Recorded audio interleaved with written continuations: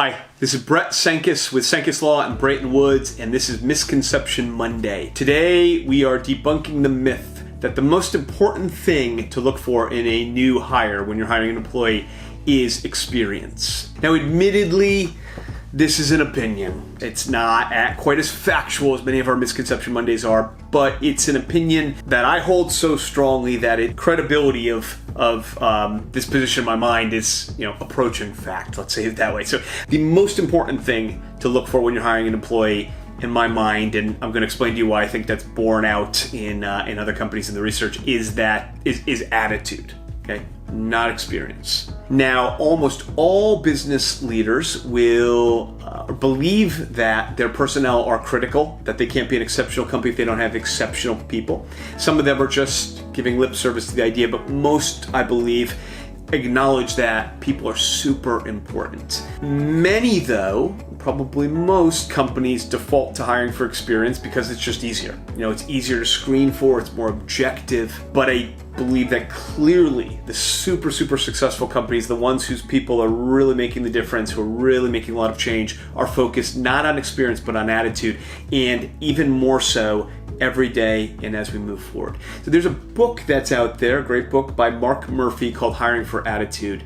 And Mark Murphy runs a leadership consultancy. He conducted a study over a 3-year period of 20,000 new employees across a wide set of companies and found that 46%, almost half of those new hires, didn't work out within a year and a half, I think. And so almost half of them were gone. 90% of the ones who were gone because they had a bad attitude, not because they couldn't do the job. So that's do the math. I guess 45% of new hires are being fired because they have bad attitudes. So we know that's a big reason that they're leaving, that we're not screening for up front. Let's get into kind of the evidence. I'm going to give you 3 points that I think are persuasive to sway you to thinking that experience is not the key. Number 1 is the companies who do focus on attitude.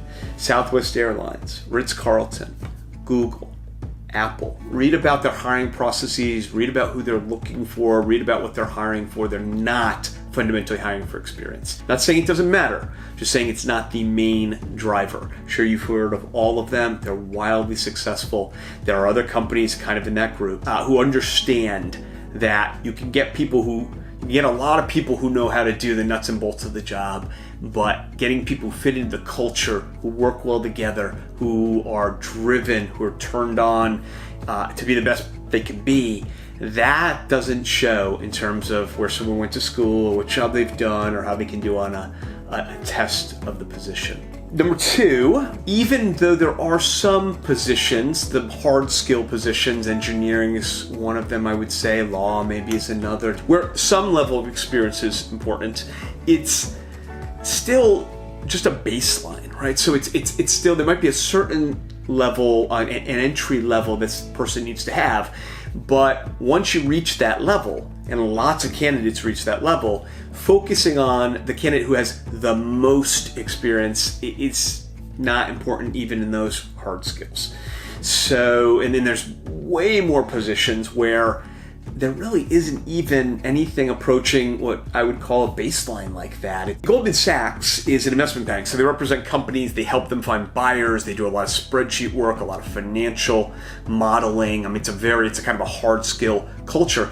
They're not concerned that the people coming to them have finance backgrounds. They're not concerned that these people were economists, they studied business, they hire lots of philosophy majors, but they hire them from great schools, and they're people really evidence an ability to be excited for the job, to be driven, to be able to learn continuously. The things that they're going to learn, you don't learn in school. It's kind of like me in law school. If you're hiring a 5th or 6th year lawyer, you probably need them some base level of knowledge. That's the baseline we just talked about. But out of law school, the big law firms just hire smart people they think are good, people they think want to do the job, people that think are going to work hard. They don't care about the knowledge. You don't get much of that knowledge in law school. You can learn it on the job. The third point, and maybe in my mind the most important, is the trend and where this is all going. The hard skills, law and accounting and engineering and other sort of things, which were an easy ticket to a comfortable life 20, 30 years ago, those are being commoditized at a quicker and quicker pace. So a lot of my job at the lowest level of stuff, like a non-disclosure agreement or something, LegalZoom does that fine, right? That stuff is being more commoditized, more parts of my job. It still leaves quite a bit of my job which isn't, but some of it's going away. And as that goes away, the overall package of what I offer, some of it is a lot less about the experience, and it's more from a relative perspective about how I interact with people and how I can make decisions and things that are more strategic. And in a world where change is happening so quickly, how important is the experience and the knowledge anyway, right? I mean, what someone brings to the table, like how quickly will that be outdated information? And I don't think I need to trot out any studies to convince you that, given someone who's super experienced with a kind of attitude and someone who doesn't have much experience and has an amazing attitude, which of those people do you think is going to be more adaptable, flexible, willing to learn, pick things up? I mean, it's going to be the person with the better attitude. So in a world where your hard skills get stale anyway and they're being more commoditized, and things are so quick that your ability to shift on the fly means that adaptability and attitude are key in a way that they weren't in the past. Great read is Nuts, which is the story of Southwest Airlines. And that business is entirely built off how they hire, who they hire. They hire just people who have amazing attitudes, and they learn all the stuff they need to learn on the job. So again, that's a little bit more opinion than normal, but I think it's enough to say that it's an absolute misconception, at least it is in my book, that the most important thing to look for is experience. So if you have any thoughts about that, we'd love to hear them. Drop a message, or I will see you at the next Misconception Monday.